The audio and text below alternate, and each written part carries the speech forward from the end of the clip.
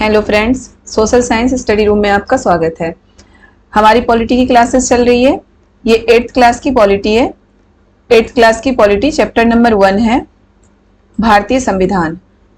संविधान, जैसा कि आप जानते हैं कि संविधान हमारे लोकतांत्रिक देश के लिए बहुत ही महत्वपूर्ण चीज है संविधान। ठीक है, तो आज हम उसी संविधान के बारे में पढ़ेंगे। तो जब संविधान हमारे लिए इतना महत्वपूर्ण है तो ये चैप्टर भी हमारे लिए बहुत ज्यादा महत्वपूर्ण है, बहुत ज्यादा इंपॉर्टेंट है ये चैप्टर। इससे बहुत सारे क्वेश्चंस आते हैं, याद रखिएगा।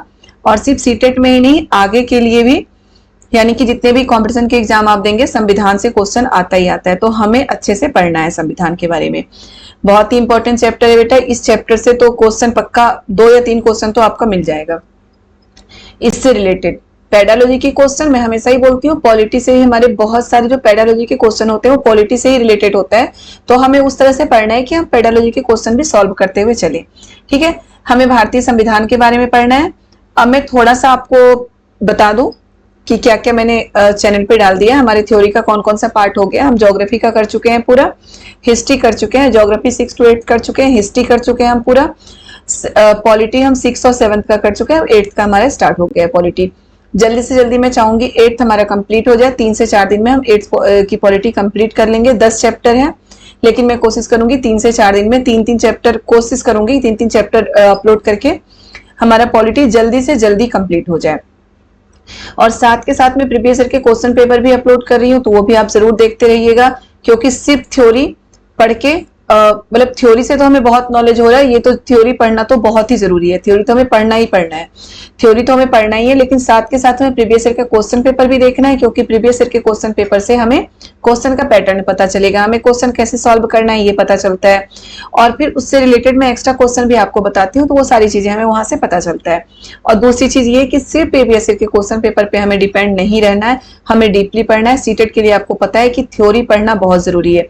और थ्योरी का मतलब ये है, जो बच्चे किसी दूसरे बुक पे डिपेंड है वो मत पढ़िए, कोई और बुक। मैं क्लियर बोल रही हूँ, जब भी हमारा सीटेट में जो भी आता है एनसीईआरटी से ही आता है, तो हमें एनसीईआरटी ही पढ़ना है। ठीक है, हमें एनसीईआरटी पढ़ना है, कोई और बुक पढ़ने की जरूरत नहीं है। जो और बुक्स आते रहते हैं ना, बहुत सारे बुक सीटेट के लिए स्पेशलिस्ट होते हैं, नहीं पढ़ना हमें, हम एनसीईआरटी पढ़ेंगे। एनसीईआरटी पढ़ के आप करिए, उससे बाहर से कहीं से नहीं आएगा सोशल साइंस में, मतलब जो हमारा सब्जेक्ट है, सोशल साइंस हो, मैथ साइंस, जो भी हो, इससे बाहर से नहीं होता। साथ के साथ में हिंदी के भी क्वेश्चन पेपर बीच बीच में प्रीवियस ईयर के क्वेश्चन पेपर अपलोड कर रही हूँ। हिंदी में आपको पता है कि 15 नंबर का तो दोनों ही काव्यांश और गद्यांश जो होता है वो आता है 15 नंबर के। ठीक है, और फिर पेडालॉजी के क्वेश्चन होते हैं। जो हमारे ग्रामर का पार्ट होता है, उसमें ग्रामर के 4 से 5 क्वेश्चन, मैक्सिमम 5 होता है, उससे ज्यादा ग्रामर का नहीं होता, वो भी उसी में से आ जाता है। जो गद्यांश और काव्यांश है ना, उसी में से ग्रामर भी पूछ लिया जाता है। पेडालॉजी के क्वेश्चन हिंदी में ज्यादा है, 15 नंबर के पेडालॉजी है उसमें। तो हिंदी के जो भी मैं करा रही हूँ, प्लीज आप उसे जरूर देखिएगा, पेडालॉजी के क्वेश्चन कैसे सॉल्व करना है, और साथ के साथ आपका जो गद्यांश और काव्यांश में कम टाइम में आपको कैसे सॉल्व करना है, ये उसमें आपका हो जाएगा।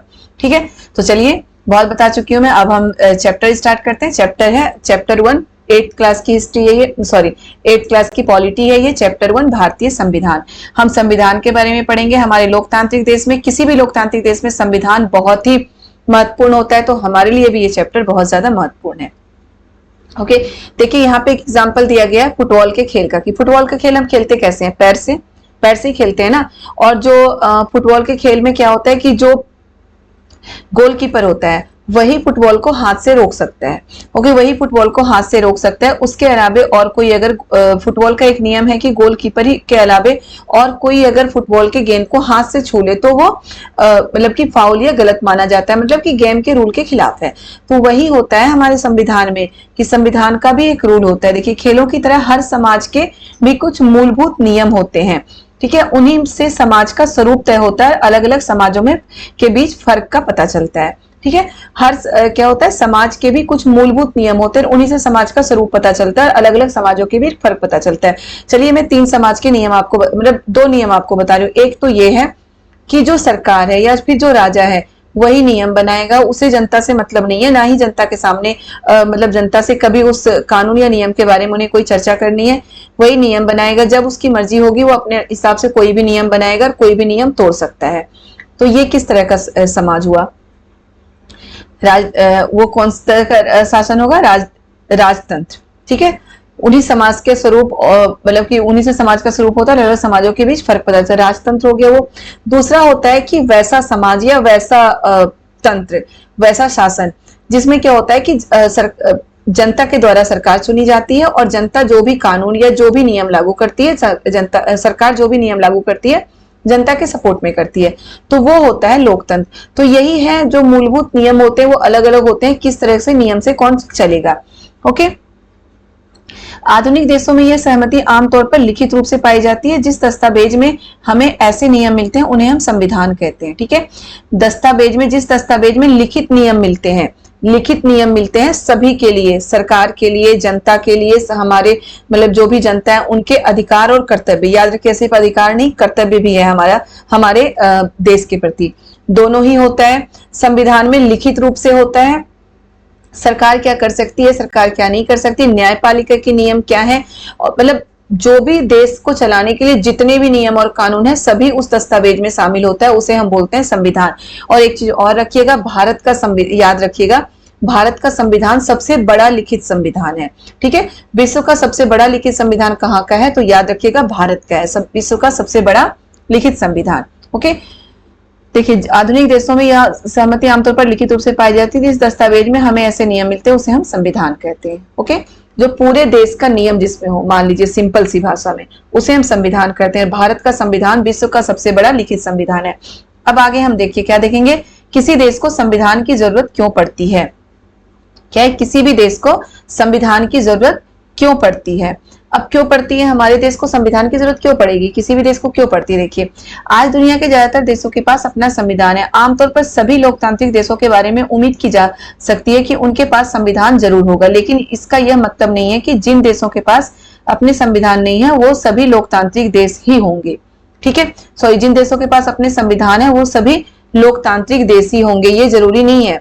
संविधान होने के बाद भी बहुत सारे देश क्या होते हैं, राजतंत्र, जैसे कि नेपाल में था, नेपाल में अपना संविधान था लेकिन फिर भी वो क्या था, राजतंत्र था उस वहां पे।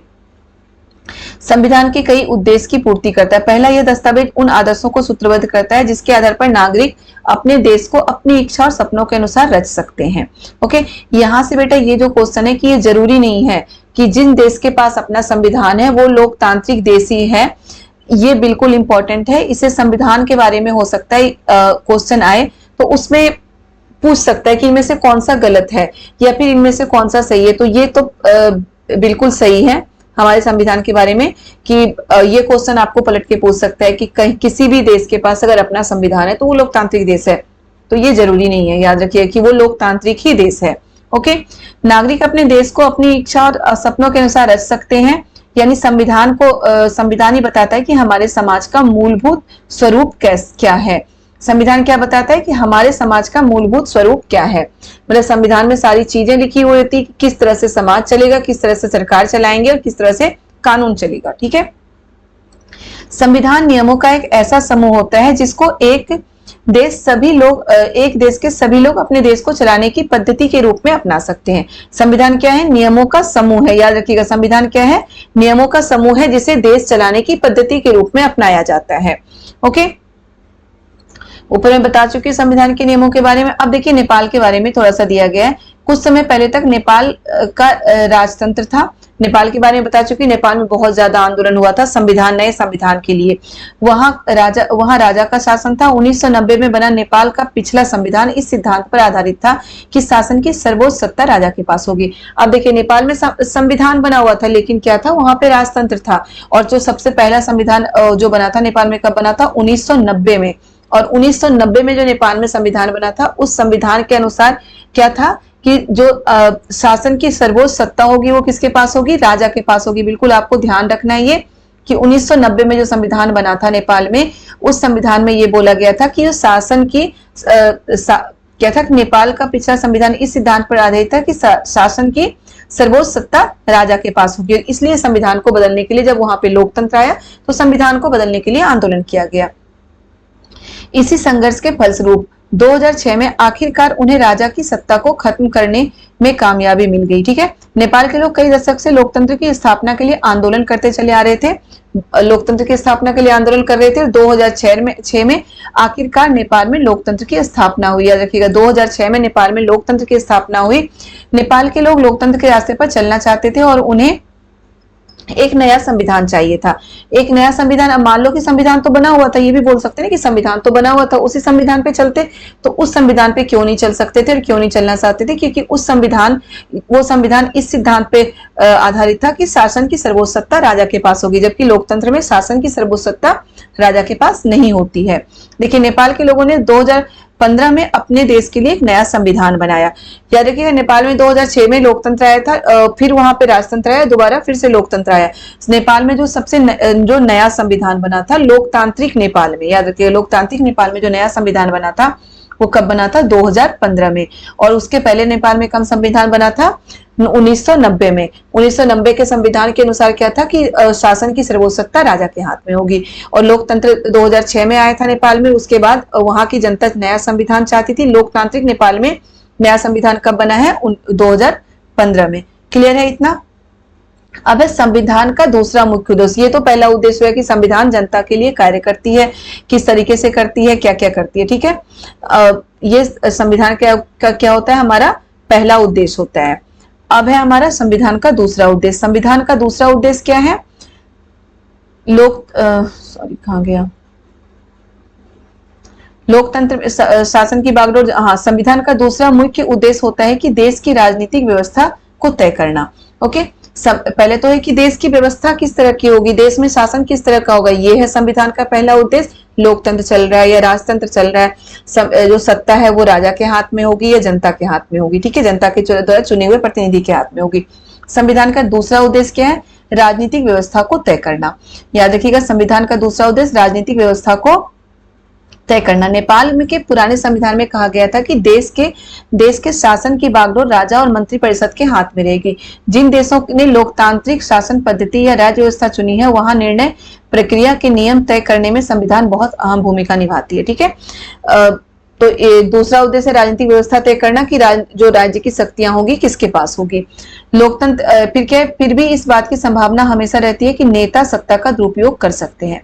देखिए लोकतंत्र में हम अपने नेता खुद चुनते हैं ना अपने नेता, लेकिन अगर संविधान नहीं होता, संविधान में ये नहीं लिखा होता कि किस तरीके से सरकार को शासन करना है, तो जो नेता है वो सत्ता का दुरुपयोग कर सकती है।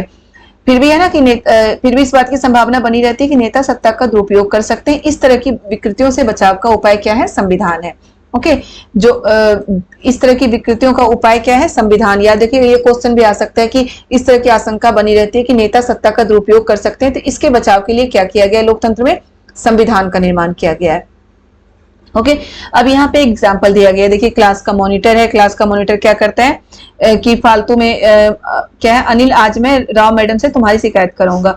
मतलब कि जो है सुरेश अपनी कक्षा का मॉनिटर है, वो बहुत ही दबंग किस्म का लड़का है और जो उसके सहपाठी क्या है? अनिल है, उससे उसका बनता नहीं है। मतलब लड़ाई होती होगी, जो भी होती होगी, और वो बात बात पे मॉनिटर होने के कारण क्या करता है कि अपनी क्लास टीचर को उसकी शिकायत करता है, उसकी कंप्लेंट करता है। और क्लास टीचर भी उसकी बात मानती है क्योंकि वो मॉनिटर है क्लास के, तो क्लास टीचर को लगता है कि ये इस बच्चा सही कह रहा है और फिर वो उसे डांट लगाती है, उसे पनिशमेंट देती है।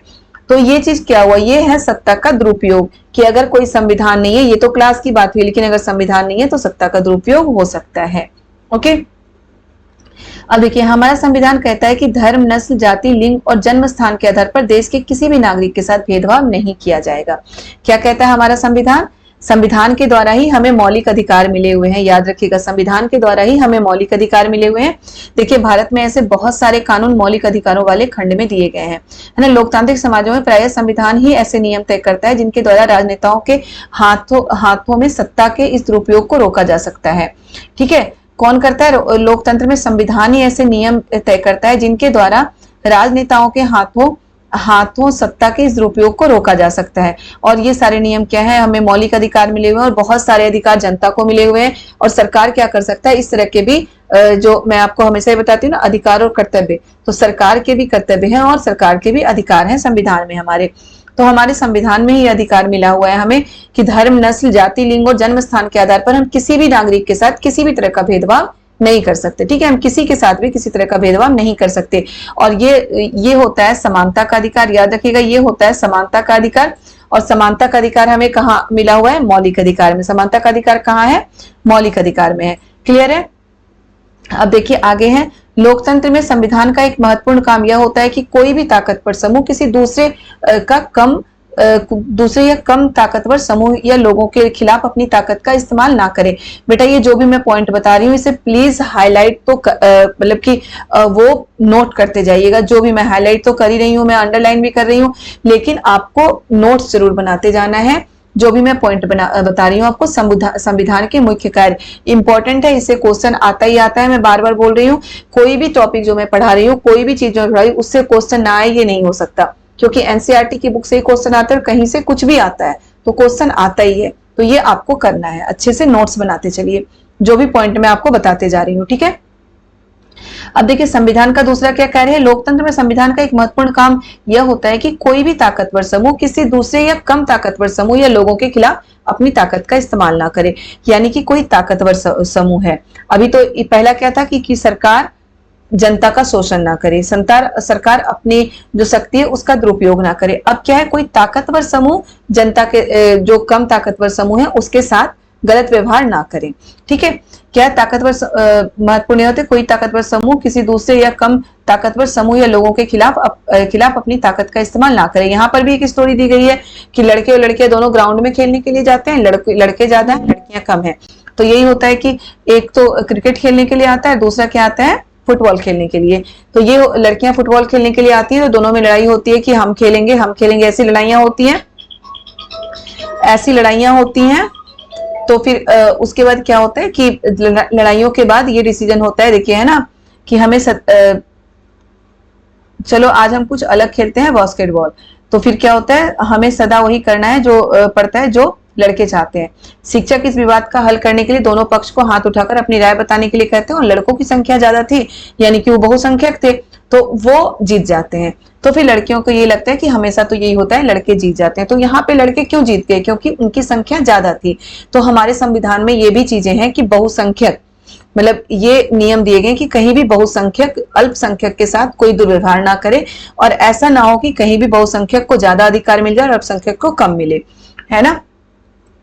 तो यही चीज यहाँ पे दिया गया। इस तरह के अस्वस्थ हालात लोकतांत्रिक समाजों में भी पैदा हो सकते हैं, जहां बहुमत वाला गुट लगातार ऐसे फैसले लागू करता रहता है जिनमें अल्पसंख्यकों की सहमति नहीं होती और उनका नुकसान होता है। जैसा कि इस चित्रपट में मतलब कि इस स्टोरी में दी गई है, बहुमत की निरंकुशता का खतरा हर समाज में बना रहता है। ठीक है, तो अल्पसंख्यकों पर बहुसंख्यकों की इस निरंकुशता या दबदबे पर प्रतिबंध लगाना भी संविधान का एक महत्वपूर्ण कार्य है। अब क्या है तीसरा महत्वपूर्ण कार्य? कि अल्पसंख्यक की पर बहुसंख्यकों की इस निरंकुशता या दबदबे पर प्रतिबंध लगाना किसका काम है? संविधान का काम है। याद रखिएगा, संविधान का काम होता है ये कि कोई भी बहुसंख्यक अल्पसंख्यक पर निरंकुशता का व्यवहार ना करे।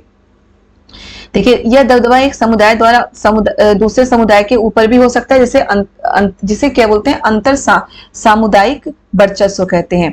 अब यहाँ पे क्या है, संविधान का जो तीसरा कार्य जो है महत्वपूर्ण कार्य लोकतंत्र में क्या है कि कोई भी बहुसंख्यक अल्पसंख्यक पर अपने दबदबे को ना दिखाए। यानी कि जिनकी जिस समाज या समुदाय की संख्या ज्यादा है वो कम, जिस समाज की समुदाय की संख्या कम है उनके ऊपर अपना दबदबा ना दिखाए कि हमारी संख्या ज्यादा है तो हर जगह हमारी मर्जी चलती है। तो ये ना हो, ये भी नियम हमारे संविधान में लागू किए गए, इसके लिए भी संविधान में कानून बनाया गया है। अब देखिए, सिर्फ अल्पसंख्यक और बहुसंख्यक में भी नहीं होता, यहाँ भी होता है। यह दबदबा एक समुदाय द्वारा दूसरे समुदाय के लोगों पर हो सकता है, जिसे अंतर सामुदायिक वर्चस्व कहते हैं। याद रखिएगा, ये क्वेश्चन आ सकता है कि अंतर सामुदायिक वर्चस्व क्या है? तो अंतर सामुदायिक वर्चस्व क्या है कि अगर एक समुदाय दूसरे समुदाय पर क्या है, एक समुदाय दूसरे समुदाय पर दबदबा रखता है तो उसे अंतर सामुदायिक वर्चस्व कहते हैं। ओके, और दूसरा क्या है? दूसरों को दबा सकते हैं, या फिर एक ही समुदाय के भीतर कुछ लोग दूसरों को दबा सकते हैं। ये तो एक समुदाय और दूसरे समुदाय की बात होगी। अब क्या होता है, एक ही समुदाय के भीतर क्या होता है, कुछ लोग दूसरों को दबा सकते हैं, तो वो क्या होता है? अंतर सामुदायिक वर्चस्व। याद रखिएगा, यहां से भी क्वेश्चन आ सकता है कि अंतर सामुदायिक वर्चस्व क्या है और अंतर सामुदायिक वर्चस्व क्या है। अंतर मतलब अंतर डिफरेंस, तो दो डिफरेंस समुदाय में जो वर्चस्व होता है, जो दबदबा होता है एक समुदाय का दूसरे समुदाय पे, वो तो हो गया अंतर सामुदायिक वर्चस्व। अंतर मतलब अंदर, अंतर सामुदायिक वर्चस्व का मतलब क्या होता है कि समुदाय के अंदर ही अगर कोई दबदबा कुछ लोगों पे बना रहा है तो वो होता है अंतर सामुदायिक वर्चस्व। क्लियर है बेटा? अगर ना कुछ क्लियर हो तो प्लीज जरूर मुझे दोबारा से बोलिएगा, मैं बताऊंगी आपको जरूर, क्योंकि चैप्टर इंपॉर्टेंट है और इसमें कुछ छूटना नहीं चाहिए। अब है संविधान क्यों होना चाहिए, तो हम संविधान के कार्य देख चुके हैं। दूसरे में आता संविधान क्यों होना चाहिए। इसका तीसरा महत्वपूर्ण कारण यह है कि हम खुद को अपने से बचा सकें। संविधान क्या होना चाहिए, इसका तीसरा महत्वपूर्ण कारण क्या है कि हम खुद को अपने से बचा सकें। अब ये बताइए कि आप किसी से आपकी लड़ाई होती है, ठीक है, बहुत ज्यादा हो गई आपके फ्रेंड से आपकी लड़ाई, या किसी से भी, पड़ोसी से, इधर उधर, आजकल तो छोटी छोटी बातों पे लड़ाइयां हो जाती है, लोगों की होती है ना। तो इस तरह की किसी से लड़ाई होती है तो आपके मन में किस तरह की बात आती है, हम उसको मार दें, ऐसा होता है ना कि चलो मैं तो उसको आज मार दूंगा, या उसको बहुत पीटूं, ये करूं वो करूं, बहुत सारी बातें हमारे दिमाग में आती है, सबके दिमाग में आती है बातें, बहुत सारी बातें आती हैं दिमाग में कि लेकिन फिर भी हम खुद पे कंट्रोल करते हैं। क्यों करते हैं कंट्रोल हम खुद पे? संविधान के कारण, कानून के कारण।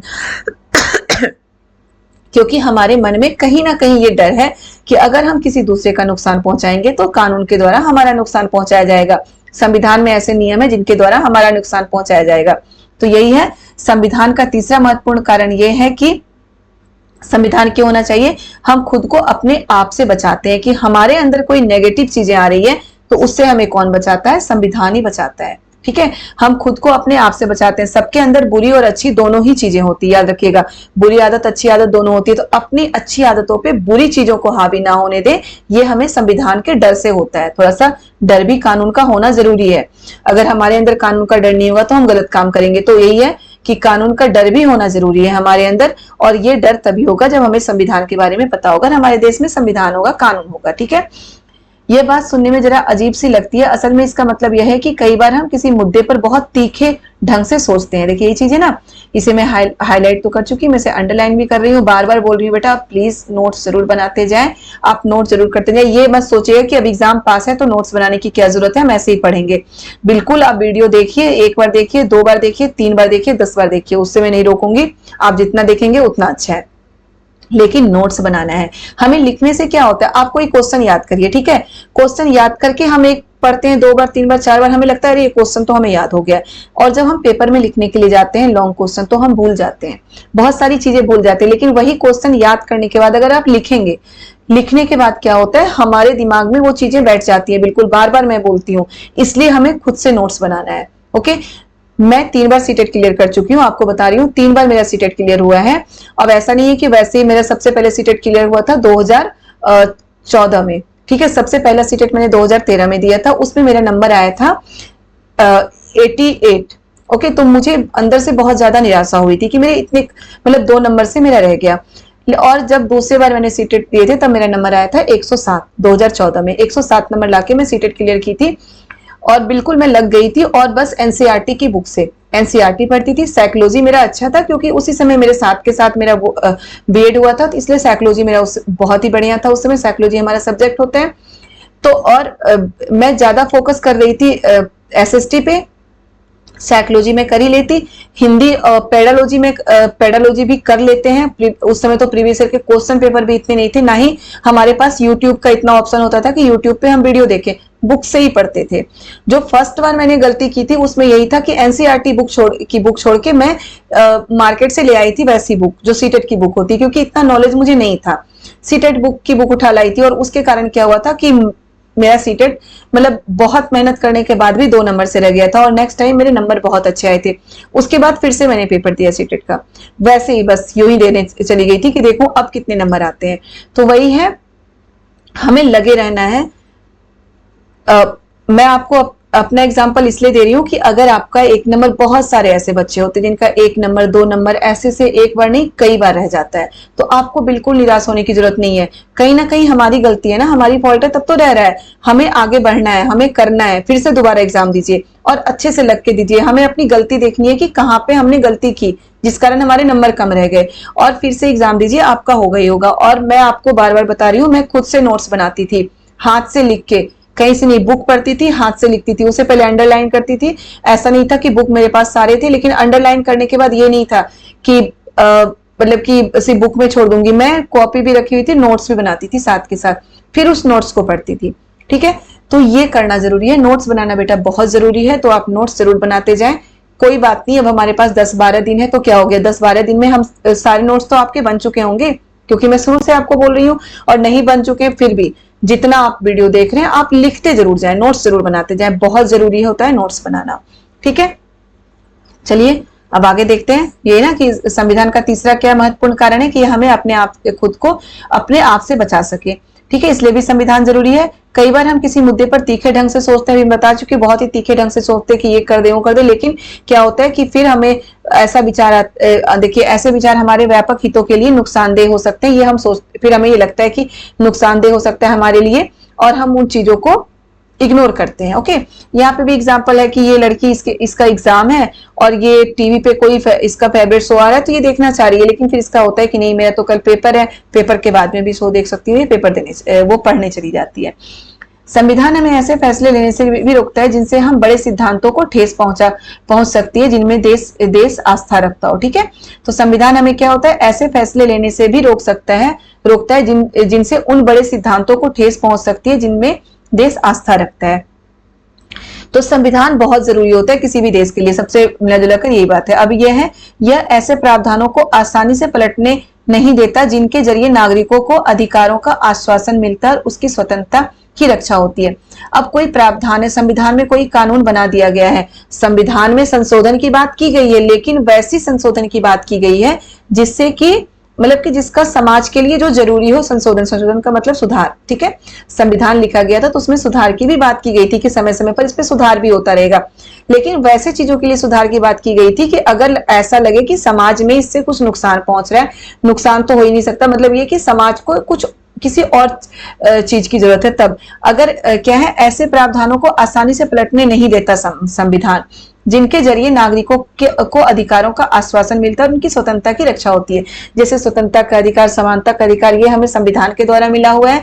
अब ये तो नहीं है कि स्वतंत्रता और समानता का अधिकार को ही रद्द कर दिया जाए, बिल्कुल भी नहीं किया जा सकता, ये प्रावधान भी संविधान में ही है। ठीक है, अब चलिए क्या है भारतीय संविधान। ये तो संविधान के जो लक्षण थे आपको बिल्कुल नोट करना है, नोट करके ही याद करना है।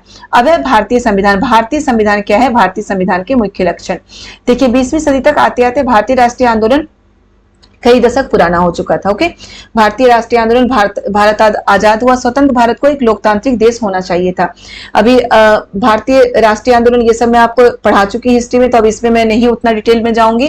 स्वतंत्र भारत को एक लोकतांत्रिक देश होना चाहिए था। लोगों ने क्या हुआ, जब देश स्वतंत्र हुआ तो लोगों को ये हुआ कि इतने साल, करीब 150 साल अंग्रेजों के अधीन रहने के बाद हमारा देश स्वतंत्र होगा, तो इन्हें क्या हुआ, सभी लोगों को अधिकार मिलने चाहिए। और लोगों ने लोगों के अंदर ये क्या है, देखिए औपनिवेशिक राज्य के लंबे अत्याचारी शासन ने भारतीयों के सामने इतना जरूर स्पष्ट कर दिया था कि स्वतंत्र भारत को एक लोकतांत्रिक देश होना चाहिए। ठीक है, कि भारत हमारा लोकतांत्रिक ही देश होगा, कोई राजतंत्र, कुछ वैश्यतंत्र नहीं चलेगा। क्या है, उनमें प्रत्येक नागरिक को समान माना जाएगा और सभी को सरकार में हिस्सेदारी का अधिकार मिलेगा। तो ये कहाँ मिलता है, लोकतंत्र में ही मिल सकता है। ओके, इनमें लगभग अब क्या हुआ, इसके बाद यह तय किया गया कि भारत में लोकतांत्रिक सरकार का गठन कैसे किया जाए और उसके कामकाज के नियम क्या हो। यह काम किसी एक आदमी के बस की तो नहीं थी। तो इनमें लगभग 300 लोगों ने योगदान दिया जो 1946 में गठित की गई संविधान सभा के सदस्य थे। याद रखिएगा, इसमें देखिए इससे बहुत सारे क्वेश्चन बन जाएंगे, 2-3 तो बन ही जाएंगे कि संविधान सभा का गठन कब किया गया था। संविधान सभा का गठन किया गया था 1946 में। संविधान सभा का गठन जब किया गया था 1946 में, तब संविधान सभा में कितने सदस्य थे, 300 लोग थे, 300 सदस्य थे। भावी संविधान के निर्माण के लिए अगले 3 साल तक संविधान सभा की बैठकें होती रहीं। ठीक है, संविधान के निर्माण के लिए क्या हुआ, अगले 3 साल तक, 1946 से अगले 3 साल तक, यानी कि 49 तक, नवंबर 49 तक संविधान सभा की बैठकें होती रही थी। याद रखिएगा, गांधी जी संविधान सभा के मेंबर नहीं थे। ये बिल्कुल याद रखना है कि गांधी जी संविधान सभा के मेंबर नहीं थे, लेकिन फिर भी क्या था कि गांधी जी से राय लेकर ही संविधान में जो बैठकें होती थी उसमें बात होता था। यहाँ पे कुछ है वो भी हम एक बार देख लेते हैं। संविधान सभा के सदस्यों के बीच एकता की एक जबरदस्त भावना थी। भावी संविधान के एक एक प्रावधान पर जमकर चर्चा हुई और सभी लोग सहमति विकसित करने के बारे में गंभीर थे। या संविधान सभा के लोगों के प्रति क्या हो, बहुत ज्यादा एकता थी, तभी तो इतना अच्छा संविधान बन सका हमारे देश में। अब क्या है, संविधान सभा के इन सदस्यों के सामने एक बड़ी जिम्मेदारी, हमारे देश में कई समुदाय थे, उनकी ना तो भाषा एक थी, ना एक धर्म था, और ना ही एक जैसी संस्कृति। बेटा ये क्वेश्चन आ चुका है कि संविधान सभा के सदस्यों के सामने सबसे बड़ी जिम्मेदारी है, सबसे बड़ी जिम्मेदारी क्या थी? तो संविधान सभा के सदस्यों के सामने जो सबसे बड़ी जिम्मेदारी क्या थी, हमारे समुदाय में मतलब कई समुदाय के लोग जो हमारे देश में रहते थे, यानी कि अनेक भाषा, अनेक धर्म और अनेक संस्कृति के लोग जो हमारे देश में थे, उनको एक साथ लेकर कैसे चलते हैं, ये थी संविधान सभा के सदस्यों के सामने सबसे बड़ी जिम्मेदारी। और दूसरी जिम्मेदारी क्या थी कि भारत में उस समय भारत का विभाजन भी हो चुका था और बहुत ज्यादा उथल पुथल था भारत में। बहुत जो मतलब कि राज्य थे वो चाहते थे कि पाकिस्तान में चले जाए, कुछ राज्य मतलब कुछ रियासतें चाहती थी हिंदुस्तान में रहे, तो बहुत ज्यादा उथल पुथल था। तो संविधान सभा के जो सदस्य थे उनके सामने बहुत बड़ी जिम्मेदारी थी ये सारी, और सबसे बड़ी जिम्मेदारी यही थी, एक भाषा, ना तो एक भाषा एक थी, ना ही एक धर्म था, ना ही एक जैसी संस्कृति थी। बहुत सारे भाषा बोलने वाले लोग, आप पढ़ चुके हैं कि पूरे विश्व में 8 महत्वपूर्ण जो भाषाएं 8 हैं, और जो पूरे विश्व में 8 महत्वपूर्ण धर्म 8 है, वो सभी 8 धर्म को मानने वाले लोग भारत में हैं। तो सभी को एक साथ लेकर चलना बहुत बड़ा चैलेंज था संविधान सभा के लोगों के सामने। लेकिन फिर भी हमारा संविधान इतना अच्छा बन के तैयार हुआ कि अभी तक हमारे देश में एकता के साथ इतने अच्छे से लोग रह रहे हैं। ठीक है, अब थोड़ी बहुत लड़ाइयां तो हर जगह होती है, घर में भी होती है, लड़ाइयां होती है ना, तो ये तो पूरा देश है, यहाँ तो इतने सारे लोग हैं, तो यहाँ तो लड़ाइयां होंगी। थोड़ी बहुत लड़ाइयों से कुछ नहीं होता, लेकिन उन लड़ाइयों को सुलझा दिया जाता है, ये सबसे बड़ी बात है। अब देखिए क्या है आगे, संविधान, यहां से हम देखते हैं संविधान सभा के सदस्यों के सामने ये सारे मुद्दे थे। वही ये देश मतलब कि कुछ रियासतें तय नहीं कर पाई थी, बता चुकी हूं मैं। लेकिन उन्होंने अपने इन ऐतिहासिक दायित्व को बहादुरी से पूरा किया और देश को एक ऐसा कल्पनाशील दस्तावेज दिया जिसमें राष्ट्रीय एकता को बनाए रखते हुए विविधता के प्रति गहरा संबंध दिखाया गया। विविधता क्या होता है कि देश में अलग अलग धर्म, जाति, और पढ़ा चुकी हूं मैं, याद रखिएगा पॉलिटी के 6th में ही। विविधता क्या है? विविधता में एकता, कि अलग अलग धर्म जाति के लोग रहते हुए भी इसमें एकता है। उन्होंने जो दस्तावेज तैयार किया उसमें सामाजिक आर्थिक सुधारों के जरिए गरीबी उन्मूलन और जनप्रतिनिधियों के चयन में जनता की महत्वपूर्ण भूमिका का काफी जोर दिया गया है। बिल्कुल ध्यान रखना है आपको ये। अब देखिए आगे है, इसे समझने के लिए कोशिश की जिन्होंने स्वतंत्र भारत को एक शक्तिशाली लोकतांत्रिक समाज बनाने के उद्देश्य को पूरा करने के लिए इन चिंताओं को किस तरह हल किया। अब वो क्या क्या कर रहे थे स्वतंत्र भारत को एक लोकतांत्रिक समाज बनाने के लिए? सबसे पहले संघवाद पहले भी पढ़ा चुकी हूँ। भारतीय संविधान में संघवाद की बात की गई है कि हमारा भारत संघीय शासन व्यवस्था है। भारत में संघीय शासन व्यवस्था का मतलब क्या होता है कि जो 2 या 2 से ज्यादा स्तर की सरकार, ठीक है, स्तर का मतलब होता है एक पर एक, 2 या इसका मतलब है कि देश में 1 से ज्यादा स्तर की सरकारों का होना। ठीक है, संघवाद का मतलब क्या है? देश में 1 से ज्यादा स्तर की सरकारें, मैं 2 बोल रही, चलो यहाँ पे 1 है, 1 से ज्यादा स्तर की सरकारों का होने का मतलब है संघवाद। ओके, तो 1 से ज्यादा स्तर की सरकार, या फिर हम ये भी बोल सकते हैं 2 या 2 से ज्यादा स्तर की सरकार। ठीक है, 1 से ज्यादा तो 2 ही होता है ना, 2 या 2 से ज्यादा स्तर की सरकार इसे बोल सकते हैं, या 1 से ज्यादा स्तर की सरकार। हमारे देश में राज्य स्तर पर भी सरकारें हैं और केंद्र स्तर पर भी सरकारें हैं। ये हम पढ़ा चुके हैं, आपको पढ़ चुके हैं आप पीछे, कि हमारे देश में 3 स्तर की सरकारें हैं, क्षेत्रीय या फिर पंचायती राज, फिर राज्य स्तर की सरकार, उसके बाद केंद्र स्तर की सरकार। 3 स्तर की सरकारें, इसलिए हमारा देश संघीय शासन व्यवस्था है, संघवाद है हमारे देश में। ओके, अब देखिए प्रांतीय स्तर की सरकारें हैं। राष्ट्रीय महत्व के सवालों पर सभी राज्यों को केंद्र सरकार द्वारा बनाए गए कानूनों को मानना पड़ता है। ये भी याद रखिएगा, प्रांतीय स्तर की सरकारें, राज्य स्तर की और केंद्र स्तर की सरकारें हैं हमारे देश में। भारत के सभी राज्यों को कुछ मुद्दों के फैसले लेने का स्वायत्त अधिकार है। अब भारत के सभी राज्यों को क्या होता है कि कुछ मुद्दों पर फैसले लेने का अधिकार है, स्वतंत्र अधिकार है कुछ मुद्दों पर फैसले लेने का। लेकिन क्या होता है, राष्ट्रीय महत्व के मामलों में, मतलब कि जिन पर पूरे देश डिपेंड हो, मतलब जो भी मामला हो जिसका प्रभाव पूरे देश पर पड़े, उस पे क्या होता है कि राज्य को केंद्र सरकार द्वारा बनाए गए कानूनों को मानना पड़ता है। ओके, ये सब मैं आपको पढ़ा चुकी हूँ बेटा पीछे ही,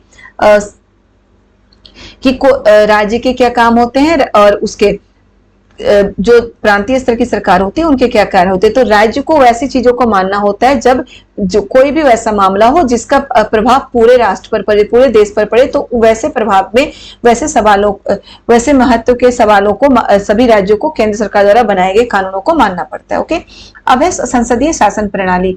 भारत में क्या है? संसदीय शासन प्रणाली है।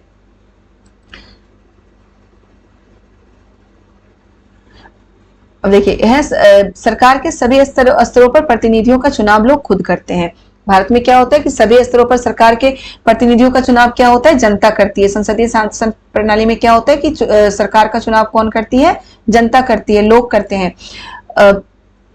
भारत का संविधान अपने सभी वयस्क नागरिकों को वोट डालने का अधिकार देता है, जिसे हम क्या बोलते हैं? सार्वभौमिक वयस्क मताधिकार। यहाँ पे दिया गया सार्वभौमिक वयस्क मताधिकार।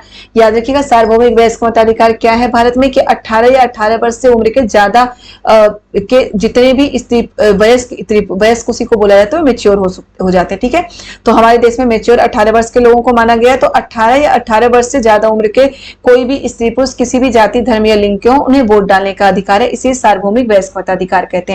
संसदीय शासन प्रणाली का ये मतलब है कि सरकार के सभी स्तरों पर प्रतिनिधियों का चुनाव जनता करती है, लोग करते हैं। ओके, भारत का संविधान अपने सभी वयस्क नागरिकों को वोट डालने का अधिकार देता है। संविधान सभा के सदस्य जब संविधान की रचना कर रहे थे, चलो हम ये भी हाईलाइट कर देती हूँ, अंडरलाइन कर देती हूँ, इसे अच्छे से आपको समझ लेना है। ओके, समझा तो रही हूँ मैं। संविधान सभा के सदस्य जब संविधान की रचना कर रहे थे तो उन्हें लगा कि स्वतंत्रता संघर्ष के बाद भारतीय जनता को वयस्क मताधिकार का प्रयोग करने योग्य बना दिया है। ओके, और इसीलिए क्या हुआ? सार्वभौमिक वयस्क मताधिकार की बात की गई है कि सभी लोगों को वोट डालने का अधिकार हो। सार्वभौमिक मताधिकार का मतलब है अपने प्रतिनिधि के चुनाव में देश के सभी लोगों की सीधी भूमिका होती है। यह है सार्वभौमिक मताधिकार का मतलब। और मताधिकार के बारे में कांता की स्टोरी में आप पढ़ चुके हैं कि वहां पे कोई भेदभाव नहीं होता, कोई असमानता नहीं होता कि जो अमीर है वो पहले जाके देगा वोट और जो गरीब है वो पीछे, उसमें सभी एक ही लाइन में खड़े होते हैं। ठीक है, अब है शक्तियों का बंटवारा। अब भारतीय संविधान में शक्तियों के बंटवारे की बात की गई है। अब मान लीजिए किसी एक के ही हाथ में सारी शक्तियां आ जाए, कार्यपालिका, विधायिका, न्यायपालिका, तो क्या होगा? वो सरकार निरंकुश हो जाएगी। ठीक है ना, वो सरकार निरंकुश हो जाएगी। और निरंकुश ना हो सरकार, इसको रोकने के लिए संविधान के अनुसार सरकार के 3 अंग हैं। याद रखिएगा, 3 स्तर और 3 अंग बेटा, तीनों अलग है। स्तर का मतलब होता है एक के ऊपर एक ऐसे, और अंग का मतलब होता है बराबर बराबर 3 भाग। ओके, याद रखिएगा, 3 अंग, सरकार के 3 अंग हैं और सरकार के 3 स्तर हैं, दोनों में कंफ्यूज नहीं होना। सरकार के 3 स्तर कौन कौन से हैं? प्रांतीय सरकार, राज्य सरकार और केंद्र सरकार। सरकार के 3 अंग कौन कौन से हैं? विधायिका, कार्यपालिका और न्यायपालिका। क्लियर है? तो संविधान के अनुसार सरकार के 3 अंग हैं, विधायिका, कार्यपालिका और न्यायपालिका। ओके, विधायिका, कार्यपालिका और कौन कौन से हैं? न्यायपालिका। विधायिका में हमारे निर्वाचित प्रतिनिधि होते हैं। विधायिका कौन होते हैं? जिन्हें हम वोट डालकर चुनते हैं। विधायिका का विधि का मतलब होता है कानून, विधायिका का मतलब होता है कानून बनाने वाले। तो आप शुरू से पढ़ते आते हैं कि कानून वही बनाते हैं जिन्हें हम वोट डालकर चुनते हैं। तो विधायिका वही होगा कि जो हमारे द्वारा निर्वाचित प्रतिनिधि होते हैं। विधायिका कौन है? हमारे द्वारा निर्वाचित प्रतिनिधि। ओके, कार्यपालिका ऐसे लोगों का समूह है जो कानूनों को लागू करने और शासन चलाने का काम करते हैं। कार्यपालिका क्या है? ऐसे लोगों का समूह जो शासन को लागू करने और कानून चलाने का काम करते हैं, वो कार्यपालिका है। न्यायपालिका कौन है? हमारी न्यायिक व्यवस्था, न्यायालयों की जो व्यवस्था को न्यायपालिका कहते हैं। यानी कि जो हमारे तीनों कोर्ट हैं वो क्या है? न्यायपालिका के अंग है। विधायिका, कार्यपालिका, न्यायपालिका क्लियर हो गया होगा? नहीं हुआ है तो प्लीज आप दोबारा से मुझे कमेंट करके जरूर बोलिएगा, इंपॉर्टेंट है, आपको समझना है कि शक्तियों का बंटवारा। सरकार के 3 अंग है, विधायिका, कार्यपालिका, न्यायपालिका। विधायिका वो होते हैं जो कानून बनाते हैं, विधि का मतलब होता है कानून, विधायिका का मतलब होता है कानून बनाने वाले। विधायिका वो होते हैं जो हमारे द्वारा चुने गए प्रतिनिधि विधायिका होते हैं। ठीक है, जो वोट डालकर यदि हम चुनते हैं। कार्यपालिका कानून को लागू करने वाले और शासन चलाने का काम देखने वाले, वो कार्यपालिका होते हैं। न्यायपालिका क्या होता है? न्यायालय की जो व्यवस्था होती है उसे न्यायपालिका कहते हैं। यानी कि जो हमारे तीनों कोर्ट हैं वो न्यायपालिका है। ओके, अब शक्तियों की इस बंटवारे के आधार पर प्रत्येक अंग दूसरे अंग पर अंकुश रखता है और इस तरह तीनों अंगों के बीच सत्ता का संतुलन बना रहता है। ठीक है, प्रत्येक अंग दूसरे अंग पर अंकुश रखता है और जो हमारी न्यायपालिका है वो स्वतंत्र है। याद रखिएगा, न्यायपालिका पे किसी का अंकुश नहीं है, लेकिन फिर भी अंकुश है। मतलब एक तरीके से जैसे कि हम वो पढ़ते थे ना, पढ़ चुके हैं धर्मनिरपेक्ष राज्य में क्या होता है कि राज्य धर्म में एक लिमिट दूरी बनाए रखेगा, लेकिन अगर धर्म के अंदर कुछ गलत होगा तो उस पर हस्तक्षेप भी कर सकता है, वहीं पे यहाँ पे है। ओके, इस अध्याय में राज्य शब्द का अक्सर इस्तेमाल किया गया है, ध्यान रखें इसका मतलब राज्य सरकार से नहीं है। जब हम राज्य का इस शब्द इस्तेमाल करते हैं तो हमें सरकार के विभिन्न अंग में लेते हैं। ओके, अब देखिए मौलिक अधिकार। मौलिक अधिकार क्या होता है? मौलिक अधिकारों वाला खंड भारतीय संविधान की अंतर आत्मा भी कहलाता है। ये बिल्कुल इंपॉर्टेंट है बेटा। मौलिक अधिकार का खंड क्या है? भारतीय समाज की अंतर आत्मा, भारतीय संविधान की अंतर आत्मा है मौलिक अधिकार। ये क्वेश्चन भी आ चुका है। इस तरह संविधान और राज्य और अन्य व्यक्तियों के समक्ष व्यक्तियों के अधिकारों की रक्षा करता है। मौलिक अधिकार क्या होता है? संविधान राज्य और अन्य व्यक्तियों के समक्ष व्यक्तियों के अधिकारों की रक्षा करता है हमारा संविधान, याद रखिएगा। मौलिक अधिकार के बारे में एक चीज बहुत इंपॉर्टेंट है, याद रखिएगा कि मौलिक अधिकार क्या है? भारतीय संविधान की अंतर आत्मा है मौलिक अधिकार। ओके, बहुसंख्यकों और अल्पसंख्यकों के अधिकारों की रक्षा का आश्वासन भी कौन देता है? संविधान ही देता है। ओके, इन मौलिक अधिकार क्या है? बहुसंख्यक से अल्पसंख्यकों की रक्षा का आश्वासन संविधान देता है, मैं ऊपर आपको बता चुकी। इन मौलिक अधिकारों के बारे में डॉक्टर अंबेडकर ने कहा था कि इनका दोहरा उद्देश्य है। पहला, हर एक नागरिक ऐसी स्थिति में हो कि वह उन अधिकारों के लिए दावेदार कर सके, और दूसरा, ये अधिकार हर उस सत्ता और संस्था के लिए बाध्यकारी हो जिसे कानून बनाने का अधिकार हो। बिल्कुल आप इसको कर लीजिए, याद कर लीजिएगा कि मौलिक अधिकारों के लिए दोहरा मौलिक अधिकारों का दोहरा उद्देश्य ये किसने कहा था? डॉक्टर भीमराव अंबेडकर ने। और क्या कहा था? हर एक नागरिक ऐसी स्थिति में हो कि वह उन अधिकारों के लिए दावेदारी कर सके, और दूसरा, ये अधिकार हर उस सत्ता और संस्था के लिए बाध्यकारी हो जिन्हें कानून बनाने का अधिकार दिया गया है। ओके, तो इंपॉर्टेंट है बेटा, ये बिल्कुल आपको पढ़ना है। मौलिक अधिकार अभी मैं आपको बताऊंगी, पहले हम नीचे देखते हैं क्या है। धर्मनिरपेक्षता। धर्मनिरपेक्षता का मतलब क्या है? धर्मनिरपेक्ष राज्य वह होता है जिसमें राज्य अधिकृत रूप से किसी भी धर्म को राजकीय धर्म के रूप में बढ़ावा नहीं देता। धर्मनिरपेक्ष राज्य क्या है? जिसमें राज्य किसी भी राज्य को अधिकृत रूप से किसी भी धर्म को राजकीय धर्म के रूप में बढ़ावा नहीं देता है। ठीक है, राजकीय धर्म के रूप में उसको बढ़ावा नहीं दे सकता है किसी भी धर्म को। धर्मनिरपेक्ष का मतलब ये होता है, धर्मनिरपेक्ष का मतलब होता है कि राज्य में किसी भी एक धर्म को श्रेष्ठ या सबसे महत्वपूर्ण धर्म नहीं माना जाएगा, सभी धर्मों को समान माना जाएगा। साथ ही उसमें क्या है कि सभी धर्मों को समान मान के चलना है, सभी धर्मों को अपना प्रचार करने का अधिकार है, सभी धर्मों को अपने धर्म के लोगों को अपने धर्म के अनुसार पालन करने का अधिकार है, लेकिन क्या है कि कोई भी धर्म किसी दूसरे धर्म की बुराई नहीं कर सकती। ठीक है, संविधान उन आदर्शों को तय करने में एक महत्वपूर्ण भूमिका निभाता है जिन्हें हम अपने देश और अपने प्रतिनिधियों के जरिए साकार करते हैं। क्लियर है? धर्मनिरपेक्ष भी क्लियर हो गया आपका कि धर्मनिरपेक्ष क्या है, बिल्कुल ध्यान से याद करिएगा। लेकिन धर्मनिरपेक्ष में क्या है कि एक निश्चित दूरी तो बना के रखती है राज्य धर्म से, लेकिन उसके अगर धर्म के अंदर, धर्मनिरपेक्ष में पीछे भी आपको पढ़ा चुकी हूँ, लेकिन धर्म के अंदर अगर कोई गलत चीज हो रही है तो राज्य उसमें इंटरफेयर भी करेगी। निश्चित दूरी का मतलब ये है कि ऐसा नहीं कि बिल्कुल दोनों में दूरियां हैं कि बिल्कुल इंटरफेयर ही नहीं कर सकती, इंटरफेयर कर सकती है अगर धर्म में कुछ गलत चीजें हो रही हो तो। अब हमारा यहाँ पे क्या है, ये मौलिक अधिकार, हमें मौलिक अधिकार का पार्ट, इससे भी क्वेश्चन जरूर आता है, तो मौलिक अधिकार का हमें बिल्कुल देखना अच्छे से। सबसे पहला अधिकार क्या है? समानता का अधिकार। समानता का अधिकार पता नहीं कितने बार मैं आपको बता चुकी हूँ कि समानता का अधिकार पहला क्या है कि कानून की नजर में सभी लोग समान हैं। कानून की नजर में समानता का अधिकार में क्या है कि कानून की नजर में सभी लोग समान हैं, कानून सभी के लिए बराबर, चाहे वो कितना भी अमीर हो कितना भी गरीब हो। जो कानून में गरीबों के लिए सजा है वही सजा अमीरों के लिए भी है। ठीक है, और दूसरा क्या है? धर्म, जाति, लिंग के आधार पर किसी नागरिक के साथ भेदभाव नहीं किया जाएगा। समानता के अधिकार में है धर्म, जाति, लिंग के आधार पर किसी नागरिक के साथ भेदभाव नहीं किया जाएगा। तो बेटा इससे क्वेश्चन यह आ सकता है। फिर देखिए, खेल के मैदान, होटल, दुकान इत्यादि सार्वजनिक स्थानों पर सभी को बराबर पहुंच अधिकार होगा। मतलब समानता का अधिकार है, हम कहीं भी जा सकते हैं, किसी भी धर्म, जाति, लिंग के हो, अपने देश के अंदर कहीं भी जा सकते हैं, किसी भी सार्वजनिक स्थल में जा सकते हैं, कोई हमें नहीं रोकेगा। ठीक है, कानून की नजर में हम सभी समान हैं, कानून जो अमीर के लिए वही गरीब के लिए है। धर्म, जाति, लिंग के आधार पर कोई भेदभाव किसी के साथ नहीं करेगा। अब इससे रिलेटेड ऐसे क्वेश्चन आ सकता है कि किसी के साथ, एक सेंटेंस आ जाएगी किसी के साथ, कि कोई एक व्यक्ति नाम दिया जाएगा कि वो किसी मॉल में गया और वो चूंकि किसी दूसरे धर्म का था, या धर्म तो छोड़िए किसी मतलब किसी आदिवासी समुदाय का था और उसे मॉल में जाने से रोक दिया गया, तो ये उस व्यक्ति के किस अधिकार का हनन हुआ है? तो किस अधिकार का हनन हुआ है? समानता के अधिकार का हनन हुआ है। ठीक है, तो इस तरह के क्वेश्चन आते हैं, इसलिए आपको समझ के पढ़ना है। अब है स्वतंत्रता का अधिकार। स्वतंत्रता के अधिकार में क्या होता है? इस अधिकार के अंदर अभिव्यक्ति की स्वतंत्रता। याद रखिएगा, स्वतंत्रता के अधिकार में क्या है? अभिव्यक्ति की स्वतंत्रता और भाषण की स्वतंत्रता, सभा संगठन बनाने की स्वतंत्रता, देश के किसी भी भाग में आने जाने की और रहने की स्वतंत्रता है। क्या है स्वतंत्रता के अधिकार में? अभिव्यक्ति की स्वतंत्रता कि हम अपनी बात बोल सकते हैं, सभा संगठन बनाने की स्वतंत्रता, भाषण देने की स्वतंत्रता, किसी अपने देश के अंदर किसी भी राज्य में जाने की रहने की स्वतंत्रता हमें प्राप्त है। ये हमारे स्वतंत्रता के अधिकार में। ओके, अब इससे भी रिलेटेड क्वेश्चन आ सकता है कि कोई व्यक्ति मान लो कि कोई दक्षिण भारत का है, आंध्र प्रदेश का व्यक्ति है, वो आके उत्तर भारत में जमीन खरीदना चाहता है, उसे जमीन नहीं दिया जा रहा है, इसलिए क्योंकि वो आंध्र प्रदेश का है। तो ये उसके किस अधिकार का हनन हुआ? तो किस अधिकार का हनन हुआ है? स्वतंत्रता के अधिकार का। ओके, क्लियर है आपका स्वतंत्रता का अधिकार भी। अब है शोषण के विरुद्ध अधिकार।